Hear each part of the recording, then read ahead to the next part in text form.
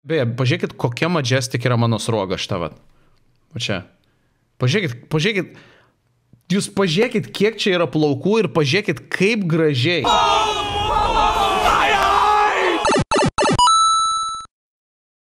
Ponios ir ponai, sveiki sugrįžę, tik jau dabar nebe į socialinių tinklų tarnybą, o į mano pagrindinį kanalą ir į pirmąją, tikiuosi iš daugelio, Demiko subreddito apžvalgą. Visiškai teisingai, STT projektas buvo pabaigtas ir uždarytas ir visos detalės apie tai, kas, kaip ir kodėl, labai išsamei paskutinėme epizode Laisvės TV kanale. Štai čia paliksiu nuorodą tiems, kuriems tai galbūt yra naujiena. Nepaisant to, kad populiariausių internetinių vaizdelių mes nebežiūrėsime, aš tikrai niekaip negaliu apleisti mūsų visų per beveik 5 metus suburtos nuostabios Reddito bendruomenės, kuri su 65 000 prenumeratorių yra tikriausiai viena didžiausių visoje Lietuvoje. Na ir net nereikia sakyti, būtent ji labiausiai padėjo visą šį laiką išlaikyti STT bent kažkiek aktualią lietuviško interneto peizaže. Taip, jos vartotojų įsitraukimas ir ta pati publikacijų kokybė labai smarkiai priklauso tiek nuo vietinių ar pasaulinių įvykių, tiek nuo sezoniškumo, tiek nuo mano paties aktyvumo socialiniuose tinkluose, bet mėnesinė memo apžvalga, manau, kad yra labai geras būdas įpūsti naujų vėjų į subredditą ir naujos gyvybės į mano pagrindinį YouTube kanalą. O svarbiausia, pastarajam suteikti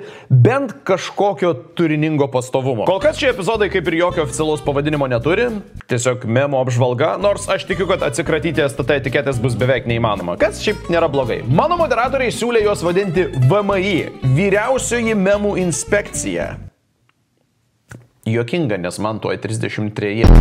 Kalbant apie moderatorius, per kalėdas jiems siunčiau dovanų komplektus su savo vardiniu bliuzonu ir kepurėle ir supakavau vieną dėžutę per daug. Taigi šiandien vieno man labiausiai patikusio memo autoriui aš padovanosiu šį komplektą, susisieksiu per Redditą po apžvalgos ir įmesiu į bet kurį jam ar jai patogiausią paštomatą. Gero žiūrėjimo. Ar neironiška, nu kaip smagu yra matyti, kad pats pirmasis, pačios pirmos techniškai memo apžvalgos memas yra su škėma, kaip gerai. Ar neironiška, kad paskutinis STT, o ne visai škėma, čia toks škėmiko. Na, aš pačioje projekto pabaigoje jokios ironijos neižvelgiu, nebent aš kažko nesuprantu, prašau mane informuokite, bet labai gražus nuotraukos montažas, tiek galiu pasakyti.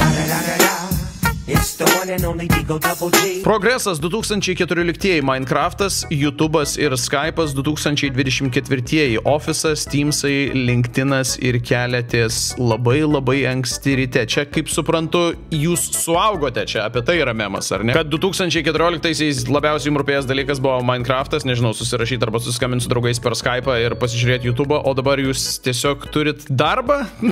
Nežinau, ar čia reikėtų dėl to liūdėti labai? Aš gal tada tiesiog palinkėsiu visiems susirasti mylimą darbą, kad nereikėtų va tokių suirzusių veidų kiekvieną dieną jį keltis.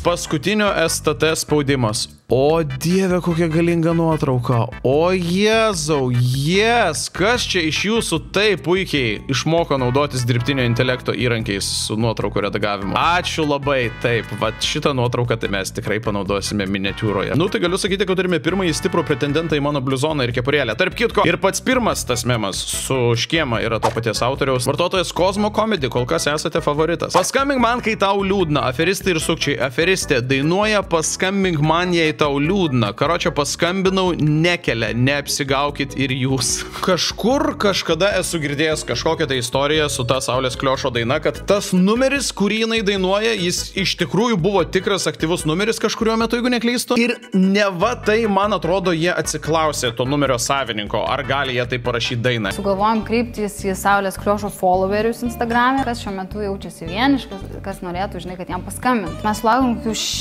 6, belenkiek tų numerių ir pasirinkom Austėjos. Kaip jinai jaučiasi, klausyk, sulaukdama nemažai skambučių? Aš jai sakiau, Austėja, gali būti taip, kad šita daina bus populiari ir tau tikrai skambins žmonės ir ar tu tikrai to nori. Sulaukė, manau, belenkiek skambučių, belenkiek ten žinučių. Kodėl neatsiliepi?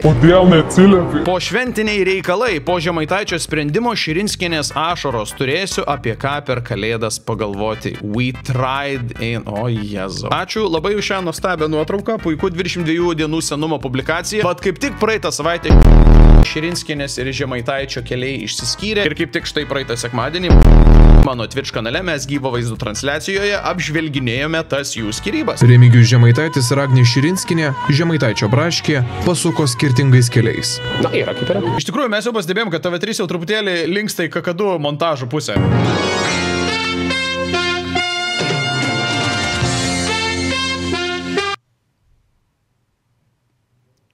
Atsiprašau. Ką? Ar TV3 persisamdė kakadų montuotoją? Terapeutas, piktoji stotis nėra tikra, ji negali jūsų nuskriausti, piktoji stotis. Oho, kada čia mūsų geležinkelio stotis buvo paversta kažkokio tai animacinio filmuko blogiuko rūmais. Dar vienas iš Cosmo Comedy. In Memoriam STT, Fan Art Collection. Aš apsikabinęs tigrą ar liūtę, nežinau. Kas čia dabar? Beje, aš dabar esu geresniai fiziniai formai. Nei šis vyriškis, ant kurio buvo sugeneruotas mano veidas, jeigu ką. Okei, šitą paimsiu, dėkui labai. Wow.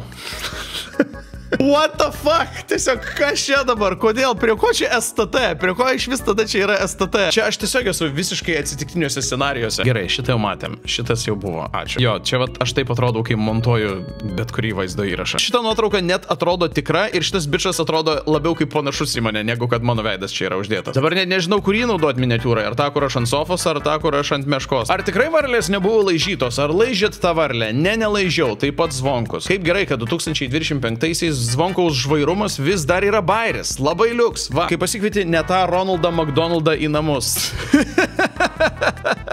Šitą bairį geriau supras tie, kas ateina į gyvą vaizdo transliacijas Twitch'e, nes mes šitą pastebėjimą būtent ten ir padarėme prieš, man atrodo, kelias savaitės.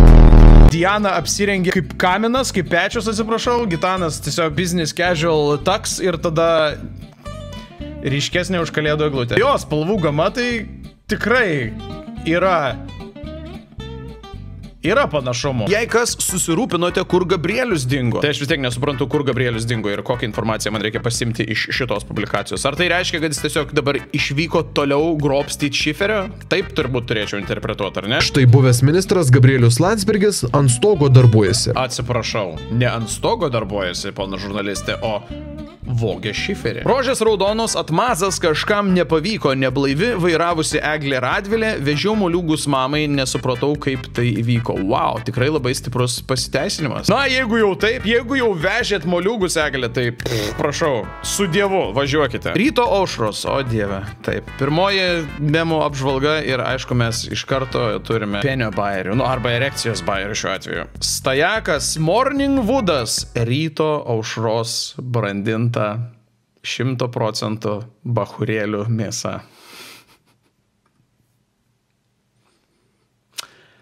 Aha. Mums irgi galimai meta tas reklamas. Kaip nuostabu, kaip gerai atrodau. Ačiū labai. Ačiū, Hebra. Remia Turkish Hairlines. O Dieve, koks geras memas. Tiems, kas galbūt nesupranta, tai šitas memas arba referuoja į mano Instagramo story, kuriame aš skundžiausi, kad aš kažkodėl gaunu plaukų transplantacijos reklamas. Aš truputėlį nesuprantu. Aš pastaruoju metu gaunu Instagramo adsus reklamas tam plaukų susodinimui. What the fuck? Aš tarsi tankiausi plaukai, aš pas mane full head of hair. Kam jūs man reklamuoja tokį dalyką, aš nesuprantu. Arba netgi į lygiai tą patį nusiskundimą, kuris nuskambėjo ir mano gyvo vaizdo transliacijoje Twitch'e. Jūs pažiūrėkit, kiek čia yra plaukų ir pažiūrėkit, kaip gražiai ši banga nueina. O Instagrame aš gaunu plaukų persodinimo reklamas. Tai dabar jau net nežinau, kuris autorius arba autorė nusipelno mano bliuzono ir kepurėlės. Man atrodo, kad teks tiesiog abiem padovanoti. Tarp kitko, visiškai atsitiktinai, nežinau, ar gerai sufokusuos. Va, pavyzdžiui, va, šiandien reklamą gavau, šiandien, va, prašau, va. Turbūt prie to paties reikia tiesiog pabrėžti, kad plikti nėra nieko blogo, viskas su tuo yra gerai, natūralus gamtos reiškinys, plinka, jaučiu turbūt kokių 50% vyrų. Aš savaime suprantama nieko prieš tai irgi neturiu. Aš tiesiog, kad galvoju, kad aš neplinku ir bent jau žinant mano biologinį tėvą ir senelius, nu aš kaip ir neturėčiau plikti, tai dėl to mane stebina, kad aš gaunu visas tas reklamas. Aišku, jos tiesiog yra nukreiptos į turbūt kokie 32+ metų vyriškiai, va ir viskas. O jūs savo produktų ar paslaugų svetainės lankytojų srautą nukreipkite tikslingai su Hostinger dirbtinio intelekto SEO asistentu. Dar neturit svetainės su Hostinger? Keista, nes kad esate įgūdę dirbtinio intelekto vartotojai, jau įsitikinau, o būtent jo pagalba Hostinger generuojami paveiksliukai, tekstai, logotipai, produkto aprašymai, skiltys ir net ištisi tinklalapiai. Tai naudotis šio epizodo partnerių platformą jums turėtų būti lengvas brizas. O kad tokie nešvilpautų jūsų kišenėse, šiuo metu Hostinger vyksta naujųjų metų išpardavimas ir kodas DEMIKO nurėš net 80% nuo premium plano kainos. Hostinger.lt pasvirasis brūkšnys DEMIKO. Energijos industrija jo nekenčia. Kaldra, pleds, 2 pleda, 3 pleda, 4 pleda, 5 pleda. Ir ant 6 mėgti. Žinot, kodėl? Nes čia nėra šildyma. Čia nėra šildyma. Dėl to ir lovo 6 pleda apsikloja. Ta nuoširdi Pauliaus nuostaba ir juokas. Va tai yra juokingiausia, o ne tie 6 pledai ar energijos industrija. Gerai, išklausykite mane. Žirklė, eikit šiek tiek, hebra. Gerai, mes turime pirmąją memų apžvalgą šito kanalo istorijoje. Ir kaip sakiau, pirmąją iš labai tikiuosi daugelio. Ir čia yra geriausia, ką mes turime, žirklę. POV stalas. Nu, okei, mes turėjom žirklę, dabar turime stalą. Aš netikiu tam daug vilčių, bet važiuojam. Stalai transformeriai po švenčių. Iki kitų metų. Bilietai.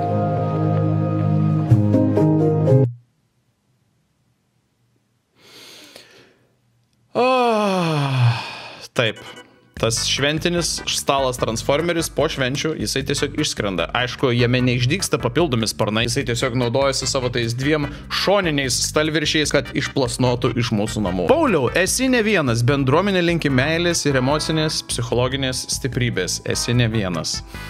Suprantat, aš net nežinau, ar šita publikacija ironiška ar ne. Aš nežinau, ar čia yra rimtas palaikymas, ar čia yra tiesiog iš manęs.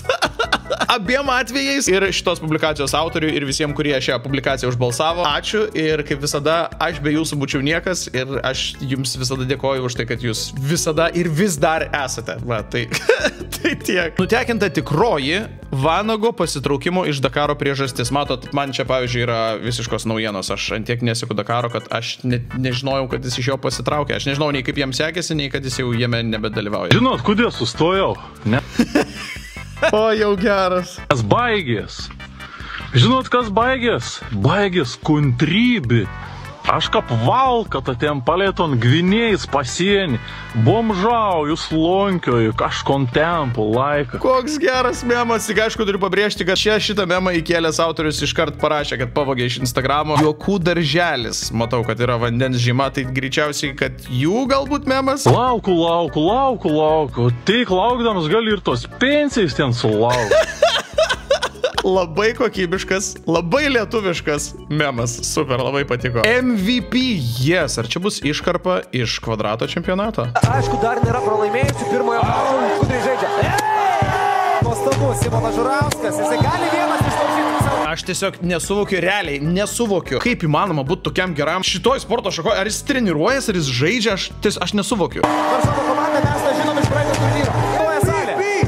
Aišku, tai nebuvo mūsų strategija, bet kaip sakau, pati geriausia strategija buvo, kad mus visus išmuša ir tada tiesiog paliekam Simoną vieną, kad jisai visus iškalinėtų ir viskas. Kad mes jam netrukdom, mes jam paliekam daug vietos išsisukinėti. Ir tada, kadangi mes esame už Kvadratyje, mes galime priimti visus jo metimus, kurie yra kirtimai. Ir viskas. 2 merginos padeda Bartuševičiaus komandai. Jis tiesiog yra dievas šito sporto. Ir kaip ir kodėl, nes kas žaidžia šitą sportą, aš nesuprantu. Juk tu nesitreniruoji jam tipo kiekvieną dieną kaip profesionalas. O kaip reikia vis Kvadratą? Viskas, no bravo! Wow, seni, šitas editas goes fucking hard. Eik tu šikt, koks geras. Už vien tik šitą publikaciją, aš nežinau, kas įkėlė ją čia, bet Antanukas 777 taip pat nusipelno vieną mano bliuzono ir kepurėlės, jeigu tik jis jos nori. Tai užuot atidavęs vieną, kaip žadėjau, aš dabar jau turėsiu atiduoti 3. Taip pataisau save, turėsiu padovanoti ne 3 komplektus, o 4, dėl to, kad subreddito filtras netinkamai suveikė ir man neparodė šio memo, kuris ne tik, kad yra absoliučiai nuostabus ir man asmeniškai labai mielas, bet ir turėjo net 300 teigiamų atsiliepimų. Tai Jaka LTU ir tau tenka mano bliuzonas ir kepurėlė. Nu, nieko, kad tik būtų jums paskata kažką kurti iš tą mūsų polapį. Marginalų degalinė atitinkamai sausio 13 mini. Aš žinau, kad Jozita yra tas garsusis antivalstybinis degalinių centras, kur savo čekyje jie netgi atspausdina, kuri dalis už kurą yra Landsbergių ar nežinau, ar konservatorių kažkoks mokestis, bet aš noriu tikėti, kad per sausio 13 jie netyčia apvertė vėliavą. Aš labai noriu to tikėti. Kokia nors ten, nežinau, kasininkė ar prižiūrėtoja neišsimigojusi atėjo ir tiesiog ne tą pusę pakabino. ir viskas. Nauji metai, nauji naujininkai. Aš gruodžio 24, Povilas Poderskis ir aš sausio 1. Kas čia toks sprogimas naujininkų daugiabutyje? Povilai, kodėl tu naujininkose daugiabutį sprogdinai? Paskutiniu metu pamenu, kad prašai BMW, iPhone ir naujos kėdės, o čia prašau, naujus metus pradedi kažkokiais tai sprogdinimais. Nesąmonė, kodėl tu taip darai? Blefas ar planas? Žemaitaitis sako, kad išėjimo iš koalicijos galimybė apie 80%. Va, irgi dar vienas dalykas, kurį mes gyvo vaizdo transliacijose nemažai aptarinėjome. Žemaitaitis prieš šventes leptelėjo, kad trauksis iš koalicijos, jei negaus to, ko nori. Do it. Manau, kad iš koalicijos jis galiausiai išeis prieš kadencijos galą, tai yra gal paskutiniais kadencijos metais, tam, kad paskui prieš naująjį rinkiminį ciklą galėtų vaidinti auką, kad aš jau nebebuvau valdžioje, aš nebebuvau prie lovio ir iš vis aš čia nepritapau prie tų mainstreaminių partijų ir dabar balsuokit už mane, nes mes tik vienintelė nesisteminė partija sistemoje esanti, okei. Čia mano toks spėjimas, kaip bus, pamatysime dar labai daug laiko. Bet taip teisingai, do it! Fucking do it! Šventinės aktualijos. 2 dėdės per giminės balių, kurie sakė, kad negers. Kur jūs giminės baliuje randate net ir vieną dėdę, kuris sako, kad negers? O juo labiau 2. Nesąmonė. Nereikia. Gerkit, profesoriau, pats sakėt, reikia viską išgerti. Jėga, turime lietuvišką Hario Poterio memą iš po kalėdinio tikriausiai Hario Poterio maratono. Nuostabu. Ir labai smagu žinot, kad jau dabar turėsiu rimtų reikalų su autorių teisėm šitam kanale. Jau užteks. Jeigu žinai, ko tu nori, kodėl nebegalvoji apie... Absoliučiai puikiai, nuostabi daina ir regis, kad puikus atlikėjas ir didžiausios jam sėkmės, bet visiškai sutinku su šiuo memu, aš tikriausiai nepamenu jokios kitos dainos, kuri buvo taip greitai įvaryta į žemę per tokį trumpą laiką. Tiek daug ir tiek smarkiai pergrota visur ir visada. Ir kiekvieno žmogaus istorija, ir kiekvienoje laidoje. Aš tikriausiai nei karto jos neįsijungiau Spotify'e nuo pradžios iki galo, taip tiesiog pavyzdžiui automobilyje, nes man jinai jau buvo atsibodusi nuo visų socialinių tinklų publikacijų. Bet taip, pati daina puikiai, gera labai ir atlikėjas Jeigu ką, jokio heito į tą pusę. Tik sakau, kad mes per greit ją sunaudojom. Auginantiems vaikus be skiepų yra antra dalis. Auginu vaiką be muilo. Išsamus vadovas tėvams siekiantis saugiai auginti nepraustą vaiką su farmakologo daktaro Rimo Jankūno įžanga. Čia reikia labai daug konteksto ir aš savo žodžiais tikrai nepapasakosiu, bet yra tokia šudiniausia pasaulyje knygų leidykla Obuolys, mokslo žurnalistės Godos Raibytės publikacija apie tai. Obuoly, jums su galvom viskas negerai. Išverčia seną dar iki pandemijos parašytą antivakserės knygą, kuri beje nėra nei mokslininkė, nei medikė, pilna melo ir iškraipytų faktų, paprašo įžangos kito negerbiamo Seimo nario, kuris tikriausiai ant bet kokio šūdo pasirašytų, visą tai pavadina patikimą informaciją, gražiai apipavidalina ir pardavinėja po 20 eurų. Ši knyga nėra nei medicininė, nei mokslinė, nei joks gidas, kuris kažkaip gali padėti vaikams. Gaila ir gėda, kad Lietuvoje atsiranda ją leidžiančių. Draugai, klausykite tikrų medikų ir mokslininkų, tikrinkite informaciją, ypatingai tą, kuri susijusi su brangiu turtu, sveikata, neleiskite vedžiojamiems už nosies melagių. Auginu vaiką be skiepų. Išsamus vadovas tėvams siekiantiems saugiai auginti neskiepytą vaiką. Knygoje rasite patikimą informaciją apie vakcinų toksinės sudedamąsias dalis ir biologinius taršalus. Pagaliau išaiškinta ryšį tarp skiepų ir pasaulinių lėtinių epidemijų. Ne, skiepai neišgelbėjo pasaulio nuo mirtinų ligų. Čia tiesiog visas šis sakinys yra absoliutus melas. Išsamų skyrių apie populiacinį imunitetą, kuris padeda tėvams atremti kaltinimus, kad neskiepti vaikai yra grėsmė visiems kitiems. Ir akis atverčiančią tiesą apie žiniasklaidos ir vakcinų pramonės ryšius bei sukrečiančią skiepų istoriją, kuris atskleis, kad tai yra nemokslinė procedūra paremta melu, prievarta ir abejotinomis prielaidomis. Žodžiu, ta knyga yra 2 dalykai. Tai yra šarlatanų pasipinigavimas iš idiotų ir jeigu tu ją nusipirki, tai yra labai geras tiesiog idiotų pasas, jeigu ką. Tai va šita publikacija ir referavo būtent į tą publikaciją ir į tą knygą. Va, prašau, dabar jūs visiškai esate in the loop. 7 dienų senumo publikacija. Agnė šiandien su teistų žmonių aplinka nenorėčiau tapatintis. O dieve jo, mes apie tai irgi kalbėjome streame. Aš Remigijaus Žemaitaičio labai aiškiai klausiau, ar tikrai jisai susitikrins žmonės ir nebus žmonių, kurie turi vienokią ar kitokią ne pačią geriausią reputaciją. Tai man buvo pasakyta, kad susitikrins, bet... Čia tai melas, čia tiesiog yra toks kaip ir lengvas pretekstas, dėl ko išeina. O išeina, tai šiaip dėl to, kad tiesiog nesusitarė su Žemaitaičiu, bet geriausia yra pasakyti, kad čia teistų per daug. Tai visi tie patys fucking teisti jie buvo ir kai tu ėjai su jais į Seimą. Ką be partijos pirmininko išskirtumėte kaip tuos bendražygius, su kuriais į žvalgybą eitumėt? Tai aš manau, daug kolegų turime, kuriais tikrai galima pasitikėti ir yra žmonių su puikia patirtimi savivaldoje. Na, Agnė paprasčiausiai vartosi iš gaidžio, tai be jokios abejonės yra visiškas melas, jinai išeina dėl to, kad jinai tiesiog nesutarė su Žemaitaičiu, bando gelbėtis veidą, nesusideginti absoliučiai tilto su Žemaitaičiu, nes reikės dirbti koalicijoje, jeigu ką, vis tiek jisai lieka, tu tu nebejo partijoje, bet tu su jo koalicijoje. Ir tiesiog reikia kažką pasakyti. Aš su teistų žmonių aplinka nenorėčiau tapatintis, bet kai vyko rinkimai, tai tapatintis su lygiai tais pačiais žmonėmis nebuvo jokių problemų ir va, jo, prieš 3 mėnesius, prašau, visa partija, va, su visais gali eiti žvalgybai ir į kur tik nori. Nesuprantu, kam Širinskienei reikėjo. Tas, kas dar iš to postą dar pamiršo, kad reikėjo su filtrais pasendinti Žemaitaitį. O, visiškai teisingai, va, labai geras metas pradėti memų apžvalgą. Nes Aurimas visai ką tik pradėjo savo naujų vlogų ciklą, tai vėlgi, jeigu jūs juos žiūrėsite, manau, kad ten rasite labai daug epizodų, kuriuos bus galima įrėminti į memus. Kaip, tarkim, tikriausiai šis, kai ji ant viršaus.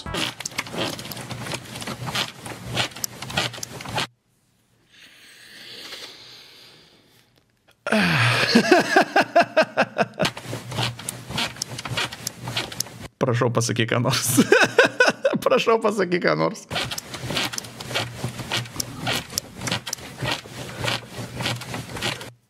Ar šitas tiesiog yra jo vlogė?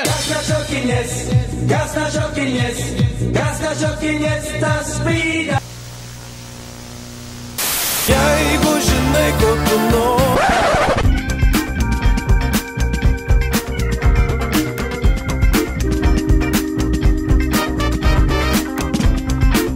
Taigi šiandien vieno man labiausiai patikusio memo autoriui aš padovanosiu šį komplektą. Susisieksiu per